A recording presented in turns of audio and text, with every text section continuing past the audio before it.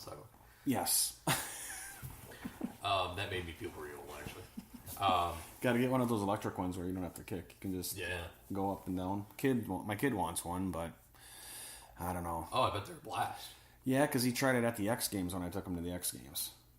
And they are like $2,000 for a good one, but you can find them on Amazon for like $400 too. But I told him, you're not going to get the one you tried at the X Games out. Right. You know, you're not going to get the speed. You're probably not going to like it, I told him. So spend your money wisely, because he wanted to save up his birthday money for it. So now he wants scuba gear.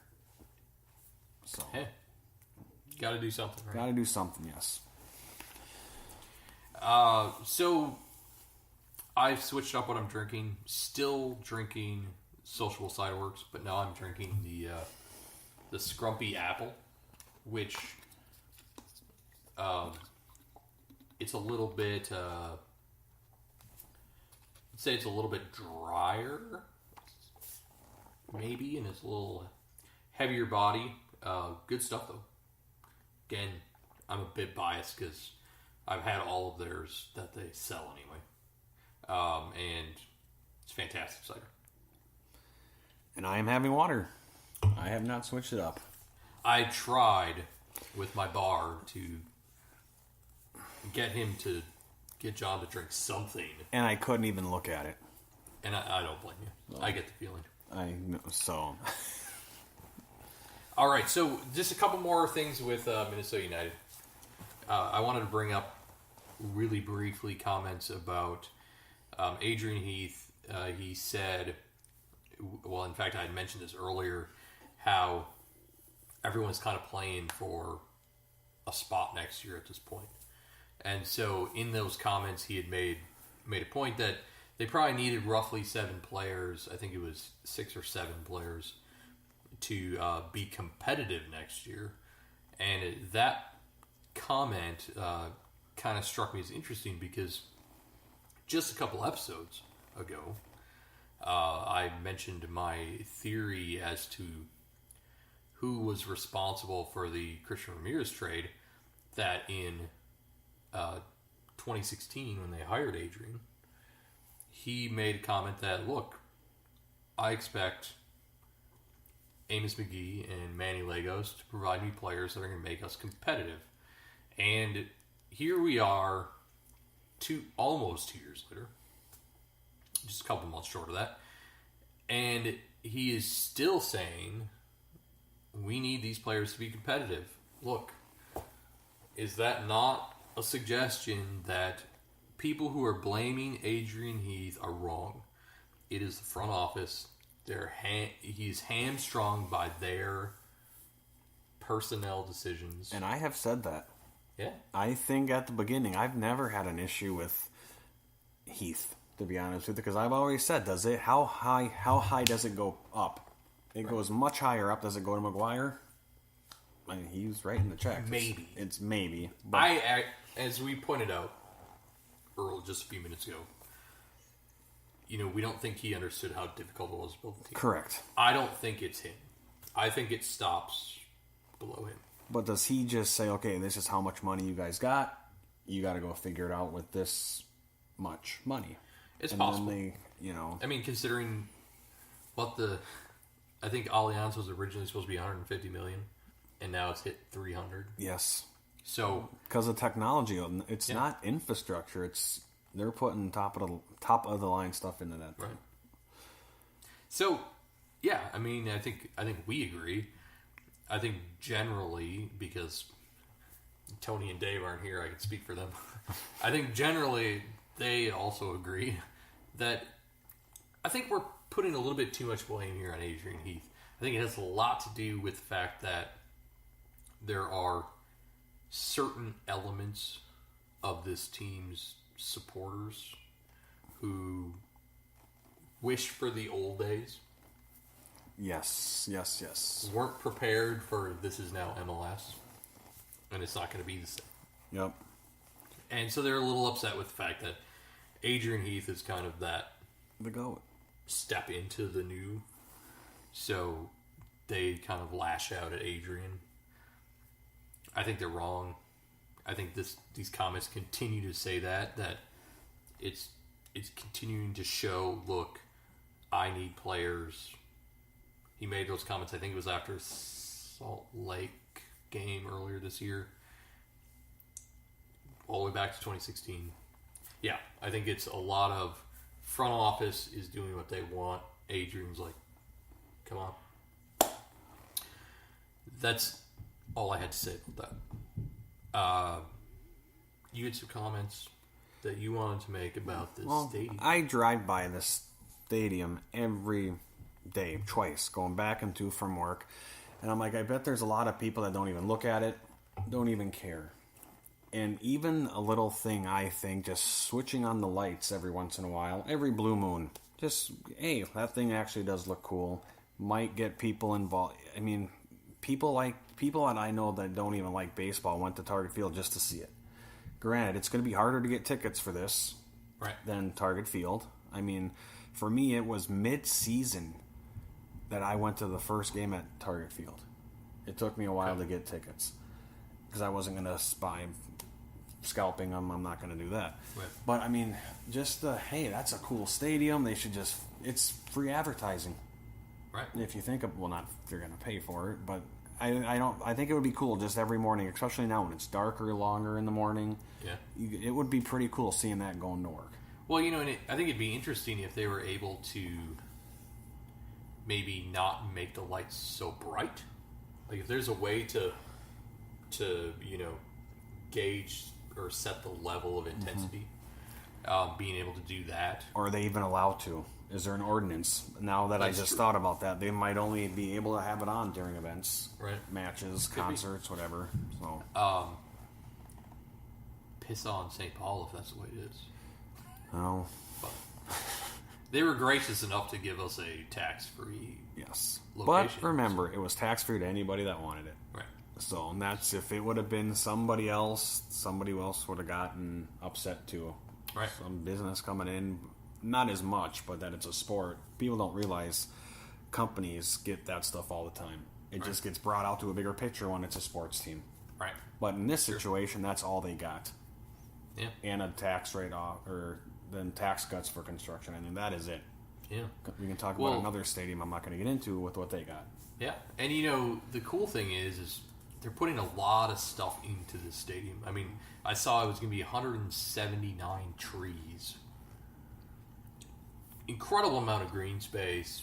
You know, they're obviously trying to make it less stadium, right? Yep. It's not going to be a big parking lot. I mean, think about Toyota Park in Chicago. Do we have to? Sorry, Bridgeview.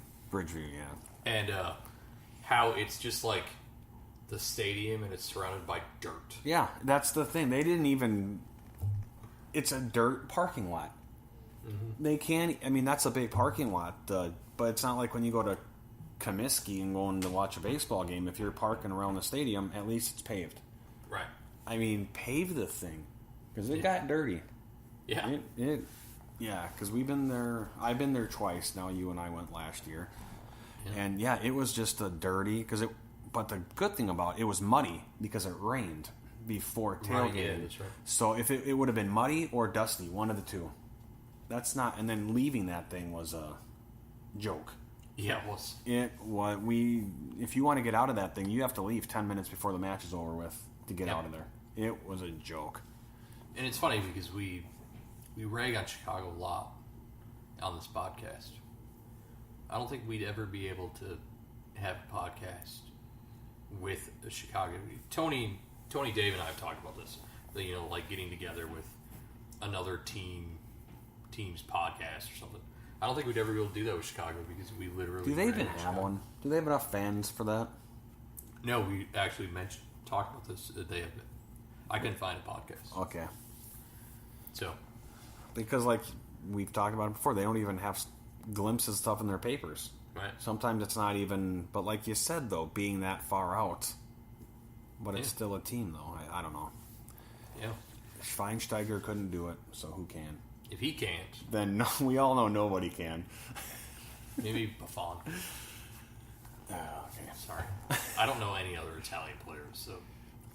Some retired dude.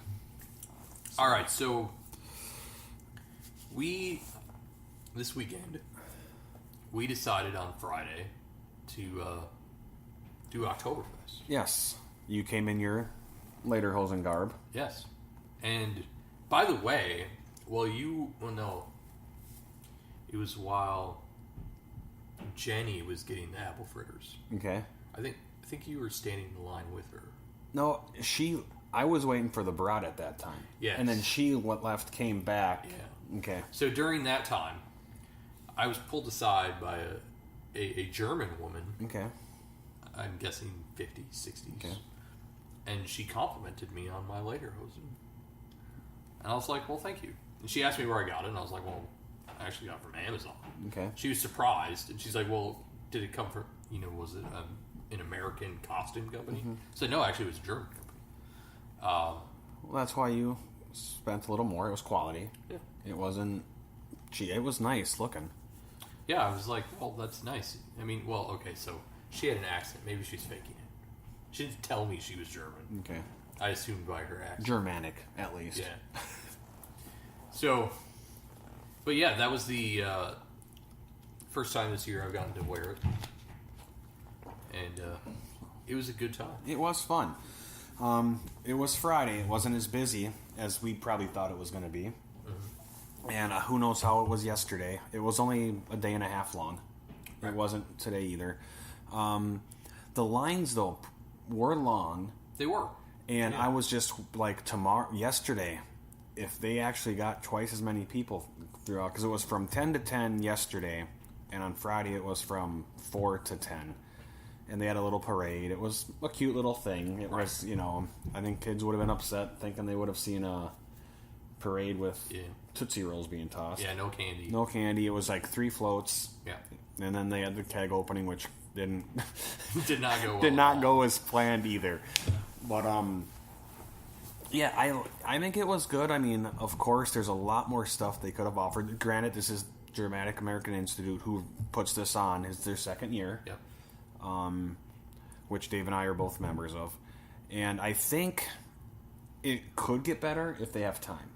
Yeah. I mean, they could get more food options. I mean, there's more in Germany to eat than brats and schnitzel. Right. They, believe it or not, there is more. Well, they did have Spatzel. They did have Spätzle, and... Sorry. I'm not German. I mean, I am German, but... And then, we could talk about that, too, actually. And, Jenny loved it. I mean, because we got it at the Christmas market last year, St. Paul Christmas market. Well, they gave it to us right out of the pan, and it was like 30 below, and it was cold before you even ate it. So she goes, "Oh, it's a different flavor." It was really good though. That was the lentil one, right? The whatever, probably. And I think it was good. Soon it could get better, hopefully, and get more. I mean, like rouladen. Dave Stevens loves rouladen. You know what that is? It's like a pickle wrapped with meats and stuff. Or it's like chunks of pickle and you wrap it with like a beef. Yeah, and Dave loves it. And I think my mom made it for him once after he had some somewhere else, and my mom made it for him. And yeah, but I liked it. I haven't gone to many other Oktoberfests except by Gosthoff's, and that was just the tent years ago, and it was fun. I mean, we didn't spend as much time in the tent like I thought we were going to be, because we were just mingling, us. Yeah. And usually I talk a lot, and I don't shut up. Right. You didn't even seek out some Germans. But okay, that's what Jenny even said. She goes, because at Deutsche Tag this past summer, everybody I talked to, it was German. It was, And, my German, it goes. I can get by. People say it's better than I think. My brother might disagree. He says my German's horrible, but to each our own. But at the Deutsche Tag at the Germanic American Institute off of Summit Avenue, they have a big little... It's smaller, but maybe because it's on a smaller land, it's more compact. They had food options, and that was where... I talk German quite a bit to people. Sure. But it was just too spread out maybe, and because that one lady at the gate who was telling us where to get our wristbands for, I was trying to talk German to her. She had a thick accent, but she just responded in English. Sure. And I'm like, all right, whatever.